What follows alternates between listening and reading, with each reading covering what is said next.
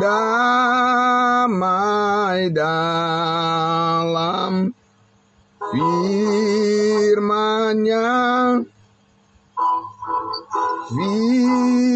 firman Yesus Kristus.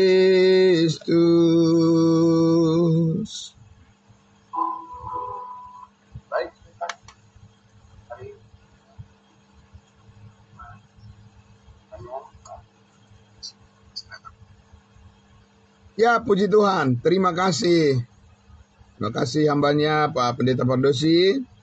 Bersyukur sekali saudara-saudaraku. Selamat pagi buat kita semuanya. Shalom. Salam jumpa kembali dalam program ibadah saat teduh kita. Terima kasih untuk semuanya saudara-saudaraku yang terkasih dalam Kristus Yesus. Ya, terima kasih juga puji Tuhan karena kita semua sehat ya. Pagi hari ini paling tidak kita memberitahu bahwa kita sudah sehat dengan persekutuan kita di pagi hari. Kita menyatakan kebaikan Tuhan, mensyukurinya pagi hari ini ya. Baik, Bapak Ibu Saudara, mari langsung saja kita tundukkan hati kita. Mari kita berdoa untuk menyambut firman Tuhan. Terima kasih Bapa di surga, sebagaimana pujian yang sudah kami naikkan bersama. Damai di dalam kebenaran firman-Mu ya Tuhan, sebab firman-Mu adalah pelita terang bagi kehidupan kami, sehingga kami bisa melihat kasih karunia Tuhan terus menuntun hidup kami, menyertai kami, menguatkan kami semua. Terima kasih Bapa, kami menyambut kebenaran firman-Mu menjadi kekuatan yang terbesar dalam hidup kami, sehingga kami dapat terus memuliakan Engkau di dalam segenap hidup kami. Di dalam nama Tuhan Yesus kami berdoa. Haleluya. Amin.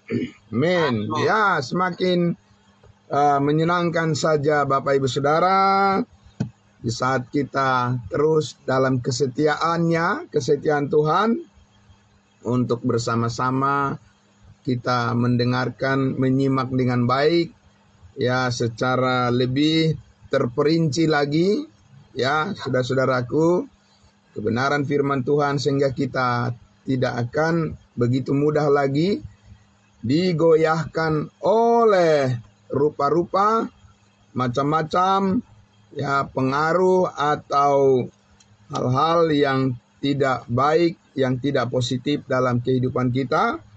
Dengan terang kebenaran firman Tuhan, kita selalu diteguhkan, dikuatkan untuk bisa melakukan yang tepat seperti yang Tuhan kehendaki ya. Nah, Bapak Ibu Saudara, baik. Kemarin kita sudah mendengarkan dengan baik Bapak Ibu Saudara tentang rasul kita, Rasul Paulus, di mana ya dia sudah memberikan penjelasan yang sangat baik untuk kita semua ya, firman Tuhan tentang bagaimana dia juga membutuhkan sebuah ketegasan di dalam menyampaikan kehendak Tuhan ya, ketika dia dibutuhkan untuk ya menyampaikan seperti apa yang Tuhan mau, seperti apa yang Tuhan kehendaki ya, di dalam menyikapi segala tantangan, bukan hanya dari luar, dari orang yang tidak mengenal Allah, bahkan dari saudara-saudara seimannya sendiri, ya kan? Karena masalah itu datang tidak bisa kita duga, apakah itu dari orang yang jauh atau dari orang yang dekat, gitu ya, Bapak Ibu Saudara.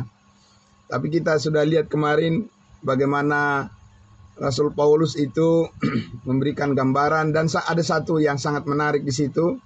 Ya, kita lihat di dalam 1 Korintus 9 dikatakan bahwa ya, dia tidak membawa seorang istri di dalam pelayanannya, sama seperti rasul-rasul yang lainnya itu membawa. Tidak sama seperti rasul-rasul yang lain, Petrus, Yohanes, dan seterusnya membawa keluarganya. membawa istrinya di dalam pelayanan bersama-sama. Beda dengan Rasul Paulus. Paulus bilang ya bahwa dia tidak membawa seorang istri, membuktikan bahwa memang dia tidak pernah menikah, begitu ya. Ya, Bapak Ibu Saudara, dia memilih untuk tidak pernah beristri, sehingga untuk meluruskan ya tafsiran-tafsiran yang keliru yang beredar di mana-mana. Dulu ada satu orang pejabat negara yang beragama Kristen mengatakan bahwa kemungkinan besar bahwa Paulus itu menikah, katanya, ya, untuk membela karena dia menikah kedua kalinya, begitu ya. Nah, itu viral itu dulu. Tapi Bapak Ibu Saudara, jangan sembarangan untuk menafsirkan tentang pribadi daripada Rasul Paulus, karena dia adalah rasul ya khusus untuk bangsa lain yang menerima wahyu yang sempurna dari Tuhan Yesus yang sudah dipermuliakan, dan dia sudah mengatakan bahwa dia tidak mempunyai istri. Dia tidak pernah mempunyai seorang istri. Ya, cuma waktu itu ada yang bilang, oh ya, kemungkinan istrinya meninggalkan dia, begitu ya. Bapak Ibu Saudara, apakah sesudah dia diselamatkan lalu membiarkan istrinya pergi begitu saja dan dia tidak mengasihi? Tidak mungkin. Itu bukan tipikal daripada Rasul Paulus, Bapak Ibu Saudara. Dia sangat taat kepada Tuhan dan dia sangat setia kepada kebenaran. Ya, tidak mungkin dia melakukan sesuatu hal yang bertentangan dengan kehendak Tuhan. Amin. Nah, jadi Bapak Ibu Saudara, banyak sekali ya yang akan kita lihat cakupan daripada kebenaran firman Tuhan yang akan kita pelajari dari kitab Galatia ini. Dan sekarang saya mengajak kita untuk membaca kembali dari Galatia pasal 1. Ya, saya akan membacakan sampai ayat 2 saja. Ya, jadi kita kan komitmen kita adalah ya verse by verse, ayat per ayat kita akan pahami. Ya, saya akan jelaskan kepada Bapak Ibu Saudara ya kitab Galatia mulai dari pasal 1 sampai pasal 6 nantinya, ya. Jadi saya mulai dari ayat 1 dan ayat 2. Galatia pasal 1. Dari Paulus, seorang rasul bukan karena manusia, juga bukan oleh seorang manusia, melainkan oleh Yesus Kristus dan Allah Bapa yang telah membangkitkan dia dari antara orang mati. Ayat 2. Dan dari semua saudara-saudara yang ada bersama-sama dengan aku, kepada jemaat-jemaat di Galatia. Sampai situ dulu ya.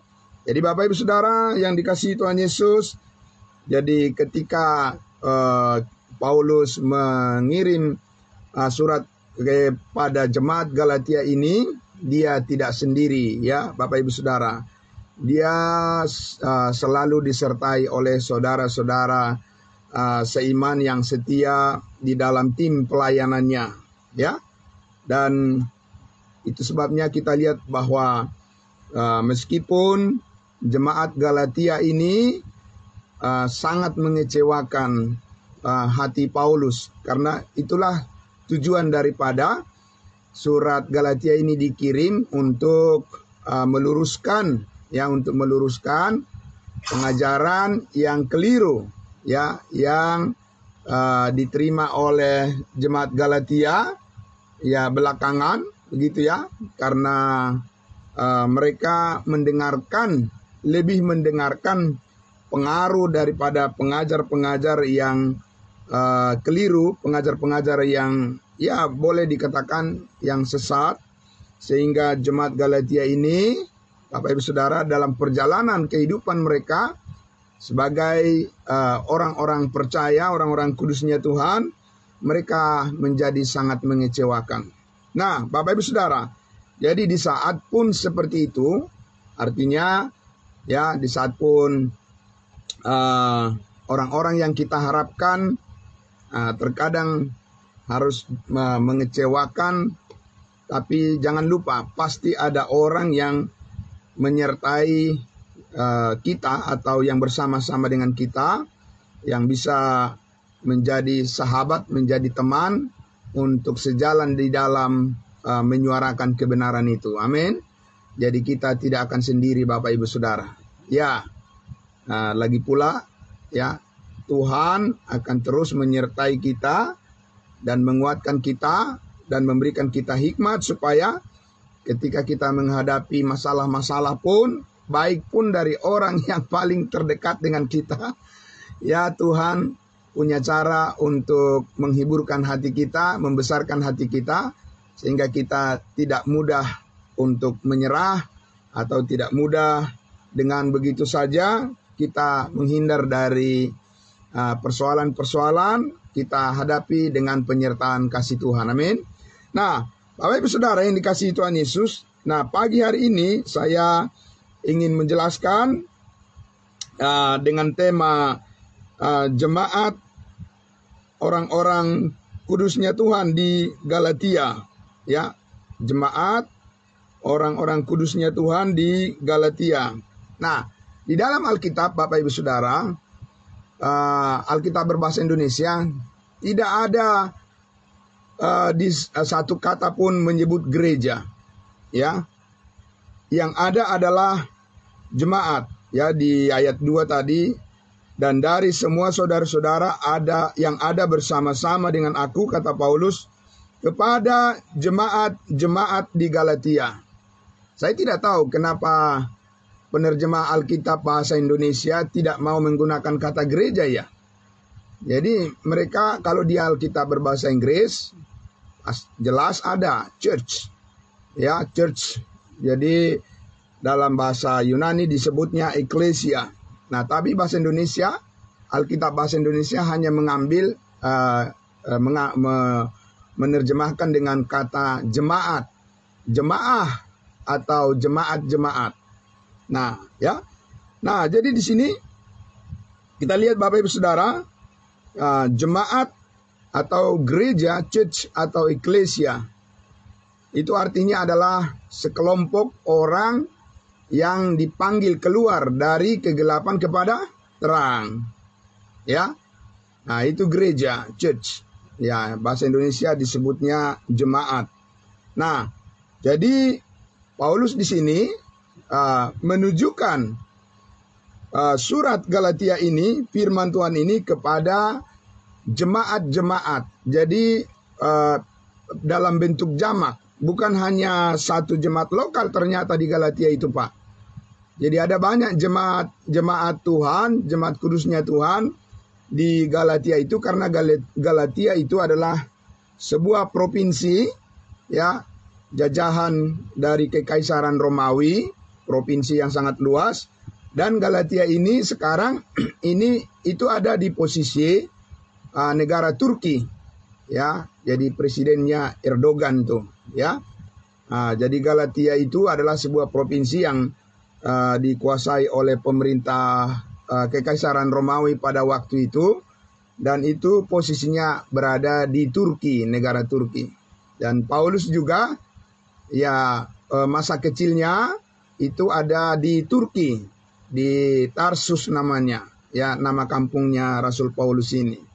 Nah, jadi kalau dia melayani di Galatia ini, ya, di di wilayah di mana dekat tempat kelahirannya, ya, di negara Turki sekarang ini. Nah, jadi Bapak Ibu Saudara, kepada jemaat-jemaat, churches, ya, jadi bentuk jamak, bukan hanya satu jemaat lokal di situ, Pak Pendeta Pardosi. Jadi ada banyak di situ jemaat, ya. Tidak seperti surat-surat yang lain, misalnya dia tulis kepada jemaat di Efesus, yaitu bentuk tunggal, ya. Atau jemaat di Kolose, itu juga bentuk tunggal. Jadi artinya satu jemaat lokal saja. Tapi kalau jemaat Galatia ini atau gereja di Galatia ini itu lebih dari satu, Pak. Ya. Nah, artinya di sini bahwa ketika Rasul Paulus mengatakan di ayatnya yang ke-6, coba kita lihat, ya. Coba kita lihat di ayatnya yang ke-6 ini. Ya, aku heran bahwa kamu begitu lekas berbalik daripada Yesus yang oleh kasih karunia Kristus telah memanggil kamu dan mengikuti suatu Injil yang lain. Jadi Paulus heran bukan karena dia bangga, bukan karena dia kagum dengan jemaat-jemaat Galatia ini, tapi karena dia kecewa. Ya, jadi dia heran karena dia kecewa. Biasanya orang kalau heran ada dua hal, karena dia kagum, ya, dan satu lagi karena dia kecewa, ya. Nah, Paulus di sini dalam hal ini dia kecewa kepada jemaat-jemaat, gereja-gereja. Jadi bukan hanya satu, jadi begitu banyak mereka yang tertular dengan pengajaran yang keliru, ya, dari orang-orang yang belakangan datang ke tengah-tengah jemaat-jemaat di Galatia ini, gereja-gereja di Galatia ini, dan mereka tidak bisa membedakan antara kasih karunia Allah dengan hukum Taurat. Hidup di bawah kasih karunia Allah dengan hidup di bawah hukum Taurat. Nah, sehingga Paulus mengatakan, begitu cepatnya kamu berbalik dari kasih karunia Allah yang sudah memanggil kamu, lalu kamu mengikuti suatu Injil yang lain, yaitu Injil atau kabar baik yang bertentangan dengan kasih karunia Tuhan, yaitu, dan kita tahu nanti akan lebih detail lagi di pasal-pasal berikutnya akan kita lihat bahwa ya orang-orang Yahudi yang menjadi iri hati, ya, yang cemburu dengan pelayanan daripada Rasul Paulus, mereka mendatangi ya jemaat-jemaat di bangsa-bangsa lain untuk mengkelirukan iman mereka, dan mereka berkata, kamu tidak bisa diselamatkan kalau tidak memelihara hukum Taurat, yaitu hukum yang mengatur agama Yahudi, ya. Nah, karena memang dari dulu ya memang seperti itu Bapak Ibu Saudara. Ya, selama Tuhan masih menjalankan program kerajaannya melalui bangsa Israel, maka tidak ada orang yang bisa lepas dari hukum Taurat. Amin, betul ya Bapak Ibu ya? Ya, selagi Tuhan menjalankan program Tuhan untuk memberkati semua bangsa melalui keturunan Abraham, Ishak dan Yakub, yaitu bangsa Israel, tidak ada orang yang bisa lepas atau menolak untuk hidup di bawah hukum Taurat, tuntunan hukum Taurat, karena memang itu adalah sebuah kewajiban, ya, menjadi ciri khas atau terikat kepada agama Yahudi, karena itu merupakan perjanjian covenant daripada Allah kepada nenek moyang mereka Abraham, bahwa semua keturunannya akan ditandai dengan sunat secara lahiriah. Nah, Bapak Ibu Saudara, tetapi kita tahu bahwa sesudah bangsa Israel menolak Yesus Kristus, menolak Mesias, maka Tuhan ya mengangkat seorang rasul yang baru, ya, yaitu Rasul Paulus, untuk membawa keselamatan karena kasih karunia Allah kepada semua bangsa, ya, semua suku tanpa perbedaan, dan itu tidak melalui bangsa Israel. Kalau tidak melalui bangsa Israel, berarti ya tidak ada kewajiban bagi bangsa lain untuk hidup di bawah hukum Taurat, karena hukum Taurat itu terikat sebagai ya tatanan peribadahan daripada agama Yahudi, ya, di Yerusalem. Nah, ketika Paulus, Bapak Ibu Saudara, terus memberitakan ya kasih karunia Allah, bahwa kita tidak hidup di bawah hukum Taurat, tapi kita hidup di bawah kasih karunia Tuhan, ya, maka orang-orang Yahudi menjadi sangat cemburu dan iri hati, dan mereka pergi ke semua jemaat-jemaat yang dilayani oleh Rasul Paulus dan membujuk mereka jangan sampai mereka mendengarkan Paulus lagi. Nah, itu yang kita lihat kemarin ya di 1 Korintus pasal 9 itu. Di situ Paulus menjelaskan dengan sangat luar biasa ya bahwa penyangkalan daripada jemaat Korintus atau keraguan daripada jemaat Korintus terhadap kerasulan Paulus itu adalah benar-benar suatu perbuatan sikap yang sangat bodoh, ya. Sama seperti jemaat Galatia ini, Paulus juga mengatakan mereka bodoh sekali. Kita lihat di dalam Galatia pasal 3, ya. Kita lihat di Galatia pasal 3, ya. Galatia pasal 3 dikatakan di situ, ya. Galatia pasal 3 ayat 1 saja dulu. Karena nanti juga di hari-hari berikutnya kita akan tiba pada pembahasan, penjelasan secara detail Galatia pasal 3 ini. Di ayat 1 dikatakan, "Hai orang-orang Galatia yang bodoh, siapakah yang telah mempesona kamu? Bukankah Yesus Kristus yang disalibkan itu telah dilukiskan dengan terang di depanmu?" Nah, itu dia. Jadi Paulus menyebut mereka adalah jemaat churches, ya, lebih dari satu, jamak, ya. Mereka dikatakan orang-orang Galatia yang bodoh. Wah, Bapak Ibu Saudara yang dikasihi Tuhan Yesus, jadi itu adalah satu teguran yang sangat keras, ya, dari Rasul Paulus.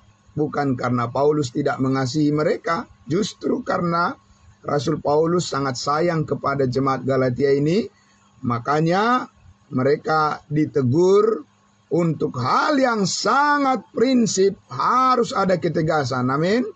Ya, Bapak Ibu Saudara. Jadi Paulus tidak bilang, ya, jangan keras-keras, ya, menegurnya. Karena apa? Nanti takut mereka tidak memberikan persembahan lagi. Bapak Ibu Saudara, ya. Tidak ada itu. Paulus tidak berurusan dengan itu, ya. Dan di pasal 1 sudah kita lihat Paulus katakan apa? Ya, di pasal 1 ayatnya yang ke-10 dia katakan apa? "Jadi bagaimana sekarang? Adakah ku cari kesukaan manusia atau kesukaan Allah? Adakah ku coba berkenan kepada manusia? Sekiranya aku masih mau mencoba berkenan kepada manusia, maka aku bukanlah hamba Kristus." Hamba Kristus harus lebih taat kepada kebenaran daripada lebih taat kepada manusia. Amin. Karena kita bukan hamba manusia, bukan hamba uang, tapi kita adalah hamba Tuhan. Amin. Ya, Bapak Ibu Saudara, karena itulah untuk hal yang sangat prinsip, tentunya Rasul Paulus adalah seorang rasul yang sangat lembut, lemah lembut, dan dia yang mengajarkan kepada kita buah roh ialah, ya, kasih dan seterusnya, ya. Jadi dia adalah orang yang sangat dikuasai oleh Roh Kudus, sangat dipimpin dengan kasih yang lemah lembut. Dia mengajarkan arti kasih di dalam 1 Korintus pasal 13, dan dia sangat mengasihi jemaat. Tapi Bapak Ibu Saudara, kasih itu juga mendisiplin. Amin. Ya, Bapak Ibu Saudara, kasih Kristus itu juga mendisiplin kita. Sama seperti kita juga untuk bangun di pagi hari itu kan tidak mudah bagi sebagian orang, ya. Bapak Ibu Saudara, karena itu membutuhkan suatu kemauan dan juga keberanian untuk mengambil keputusan agar kita bisa benar-benar menjadi pribadi-pribadi yang konsisten dengan komitmen kita untuk selalu bersyukur kepada Tuhan dan mendengarkan kebenaran firman-Nya setiap kali Tuhan memanggil kita untuk mendengarkan kebenarannya. Nah, Bapak Ibu Saudara yang dikasihi Tuhan Yesus, jadi disitulah kita lihat bahwa Paulus itu, ya, boleh kita bayangkan Bapak Ibu Saudara, dia, ya, Paulus itu ingin mengoreksi kekeliruan daripada banyak orang percaya, orang Kristen pada saat itu. Bukan sedikit, banyak Bapak Ibu Saudara. Kalau untuk mengoreksi kesalahan daripada 1-2 orang, 3 orang masih barangkali lebih mudah. Tapi kalau sudah menyebar, ya, sama seperti penyakit, ini kan penyakit rohani ini yang disebut dengan, sama seperti Paulus katakan, itu adalah penyakit kanker, ya, yang mematikan kerohanian daripada orang-orang percaya. orang-orang kudusnya Tuhan, orang-orang Kristen, kalau mereka secara keliru saja memahami tentang kasih karunia Allah, dan mereka kembali kepada sistem yang lama, yaitu sistem hukum Taurat, di mana pekerjaan daginglah yang menguasai, kalau saat ini masih dipaksakan hidup di bawah kuasa hukum Taurat. Kita sudah ditentukan oleh Tuhan, hidup kita dipimpin oleh Roh Kudus karena kita di bawah kasih karunia Allah. Dan kita tidak dikuasai lagi oleh dosa karena Yesus Kristus telah membebaskan kita dari kuasa dosa dan maut. Kita telah dikaruniakan kemenangan oleh karena Yesus telah bangkit. Amin.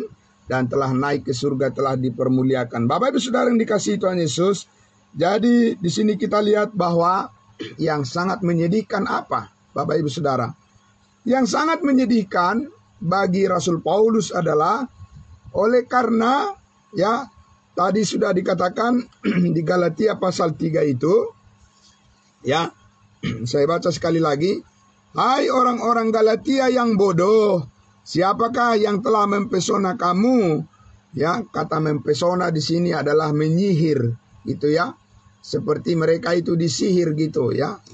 Saya sih tidak pernah mengalami yang namanya sihir, saya juga belum pernah melihat seperti apa sihir, tapi dapatlah kita mengerti bahwa ini adalah ya membalikkan ya dari kesadaran menjadi tidak sadar. Begitulah ya kira-kira yang dapat kita pahami di sini. Mereka menyadari di awal dikatakan, bukankah Yesus Kristus yang disalibkan itu telah dilukiskan dengan terang di depanmu. Dilukiskan pakai apa?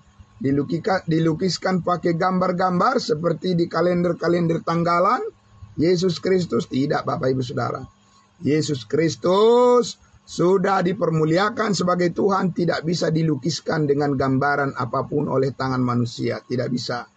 Karena Yesus Kristus adalah roh dan kebenaran. Dia adalah Tuhan yang roh yang menghidupkan saat ini. Tapi Yesus Kristus yang dipermuliakan di surga bisa dilukiskan melalui pemberitaan Injil keselamatan. Amin. Yesus Kristus bisa dilukiskan di dalam kebenaran yang kita beritakan. Tanpa pemberitaan kebenaran tidak ada Yesus dilukiskan.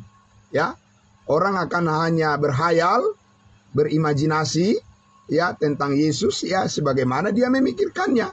Bapak Ibu Saudara, ya bukan dituntun oleh terang kebenaran firman Tuhan. Tapi ketika kita menjelaskan tentang siapa Yesus, Yesus Kristus, dikatakan itulah yang disampaikan oleh Rasul Paulus di dalam Injilnya, bahwa Yesus Kristus adalah anak Allah yang datang ke dunia ini, di mana dia menyerahkan dirinya, menggantikan kita yang berdosa, menggantikan kita yang seharusnya layak dimurkai, menerima hukuman dari Allah karena upah dosa adalah maut. Tapi Yesus Kristus datang ke dunia ini, dia rela menanggung segala kesalahan dan dosa kita. Di atas kayu salib dia katakan tetelestai, sudah selesai. Amin. Dan itulah penggambaran daripada Yesus Kristus sebagai Tuhan dan Juru Selamat, untuk menjelaskan di dalam ya pikiran yang terang, sehingga melalui perkataan firman Tuhan yang kita sampaikan dapat dilukiskan, dapat dijelaskan, dapat dimengerti, dapat dipahami dengan baik, bahwa saat ini setiap orang diselamatkan karena percaya kepada kasih karunia Allah, dan bukan karena usaha, bukan karena perbuatan. Nah, ini yang perlu dilukiskan, dijelaskan dengan baik, dengan terang benderang, dan itu sudah disampaikan Rasul Paulus kepada jemaat Galatia ini, makanya mereka percaya. Tadinya kan orang-orang ini adalah penyembah berhala. Ya, jemaat-jemaat Galatia ini adalah penyembah-penyembah berhala semua mereka. Kalaupun mereka adalah orang-orang Yahudi, mereka bukan orang-orang Yahudi yang percaya, tapi orang-orang Yahudi ya yang tersebar di berbagai negara, tetapi mereka belum diterangi oleh kebenaran Injil Kristus. Artinya Bapak Ibu Saudara, bahwa mereka sekarang diubah oleh Tuhan, dirubah oleh Tuhan. Saat ini mereka menerima hidup yang baru, itu berkat pemberitaan, kesetiaan, dan juga pengorbanan, walaupun banyak penderitaan yang dialami oleh Rasul Paulus, tapi faktanya adalah ya, karena ada orang yang berkorban yang bersedia dipakai oleh Tuhan untuk menjelaskan terang Injil Kristus, makanya mereka jadi tahu kebenaran di dalam Tuhan. Mereka menikmati kasih karunia Tuhan dan mereka bisa menjalani hidup terang di dalam kebenarannya. Jadi Bapak Ibu Saudara yang dikasihi Tuhan Yesus, jadi kita lihat di situ bahwa disinilah Paulus ya begitu kecewa dengan mereka, ya begitu kecewa dengan jemaat Galatia ini. Karena apa? Karena mereka akhirnya ikut-ikutan mempertanyakan kerasulan daripada Paulus, ya. Oleh sebab orang-orang yang datang mempengaruhi, mengkelirukan iman dan kerohanian daripada jemaat-jemaat di Galatia ini, mereka mengatakan jangan percaya apa yang dikatakan Paulus. Karena Paulus itu bukan rasul yang direkomendasi, bukan rasul yang diutus oleh ya murid-murid Yesus dari Yerusalem. Karena dia tidak diselamatkan di Yerusalem, sedangkan rasul-rasul yang lain mereka adalah orang-orang Israel yang sudah bertemu dengan Tuhan Yesus. Nah, Paulus tidak pernah bertemu dengan Tuhan Yesus secara fisik, ya. Tapi Paulus mengatakan di 1 Korintus pasal 9, pasal 12, ya Galatia pasal 1, Paulus berkali-kali mengatakan, aku sudah berjumpa langsung dengan Tuhan Yesus. Aku telah melihat Tuhan Yesus. Bahkan di dalam 1 Korintus pasal 15 dia katakan, banyak saksi yang telah melihat Yesus bangkit dari antara orang mati. Ada 12 rasul, ada 500 orang saudara sekaligus. Tapi yang terakhir kali Tuhan menampakkan diri kepadaku, kata Rasul Paulus. Akulah yang terakhir melihat Tuhan Yesus, tapi tidak di bumi. Dia melihat Tuhan Yesus yang sudah dipermuliakan di surga. Amin. Jadi Bapak Ibu Saudara, ya, jadi adalah kerugian yang sangat besar yang dialami oleh jemaat Galatia ini, ya.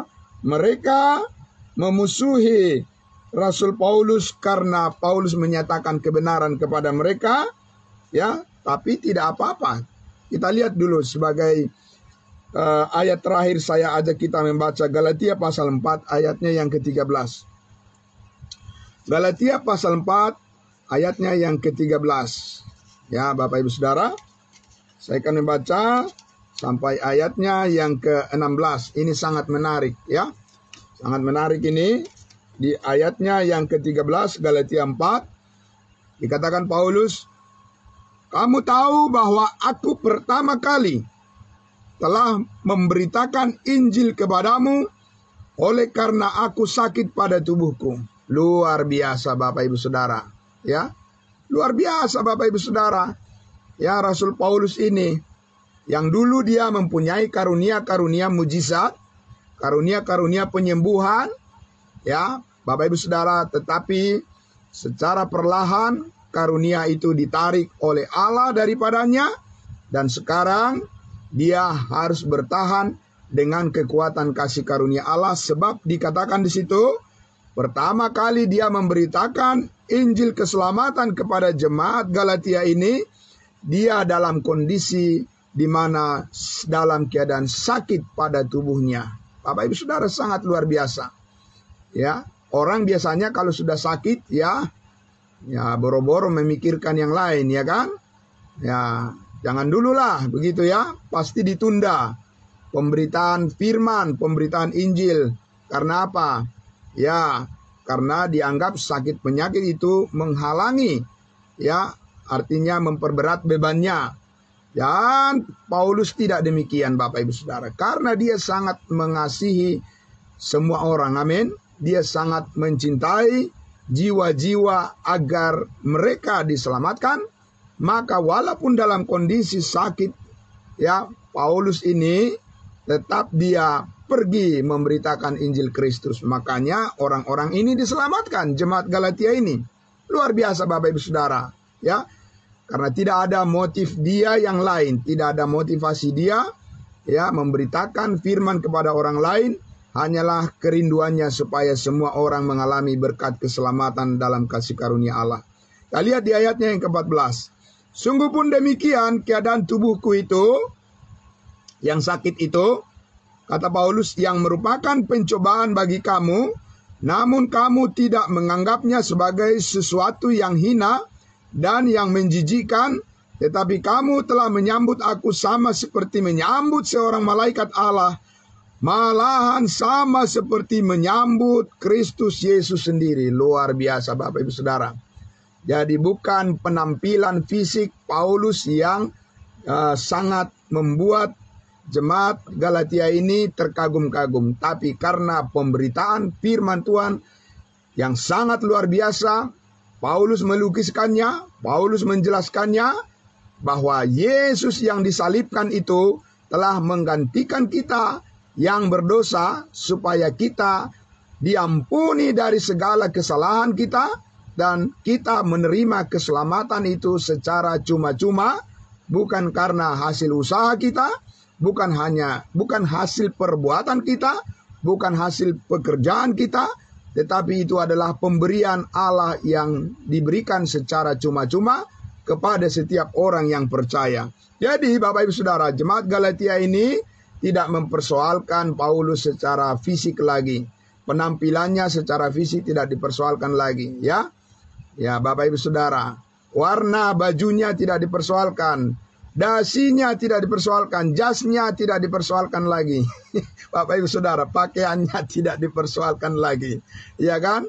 Mereka fokus kepada isi daripada pemberitaan, ya, firman yang disampaikan Paulus yang sangat dahsyat tentang Yesus Kristus yang telah bangkit dari antara orang mati dan dipermuliakan, mengaruniakan hidup yang kekal kepada setiap orang yang percaya. Nah, itu di awal, kasih mula-mula, ya. Itu semangat-semangat di awal, ya, begitu ya Bapak Ibu Saudara. Semangat mereka di awal sangat luar biasa, menyambut sukacita, ya, bergembira atas kebenaran yang disampaikan Paulus. Tapi kita lihat, ya, dalam perjalanan iman mereka ini, jemaat Galatia ini menjadi aneh. Ya, di tengah perjalanan, di ayat 15 dikatakan, betapa bahagianya kamu pada waktu itu, dan sekarang di manakah bahagiamu itu? Nah, Bapak Ibu Saudara, berarti kalau berpaling dari kebenaran kasih karunia Allah, itu pasti jatuh kepada kekecewaan, karena daginglah yang bekerja di sana. Paham sekarang Bapak Ibu Saudara? Ya, Bapak Ibu Saudara, jadi ketika kita mengikuti jalan kehidupan berdasarkan pengajaran kasih karunia yang disampaikan oleh Rasul Paulus, itu berarti sukacita dan damai sejahtera yang menyertai kehidupan kita, kehidupan umatnya. Amin. Nah, kalau keluar dari situ, maka Paulus katakan, di manakah bahagiamu itu? Karena aku dapat bersaksi tentang kamu, bahwa jika mungkin kamu telah mencungkil matamu dan memberikannya kepadaku. Luar biasa Bapak Ibu Saudara, ya.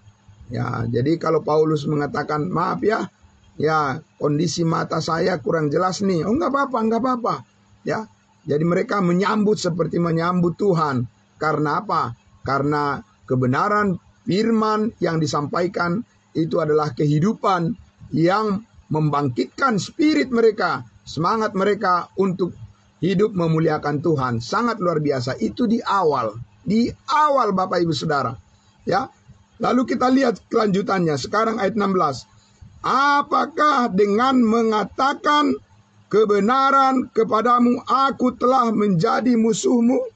Nah, jadi sampai di sini kita melihat Bapak Ibu Saudara, ya, bahwa orang yang telah menerima kebaikan Tuhan, telah menerima pelayanan, ya, yang sungguh-sungguh kebenaran dari Rasul Paulus yang dengan ketulusan hati, dengan kesungguhan hati, toh juga tidak ada jaminan bahwa dari orang-orang yang telah menerima pelayanan itu akan berbanding lurus akan berbanding lurus dengan menghormati ya Paulus sebagai pembawa berita kebenaran. Tidak juga Bapak Ibu Saudara.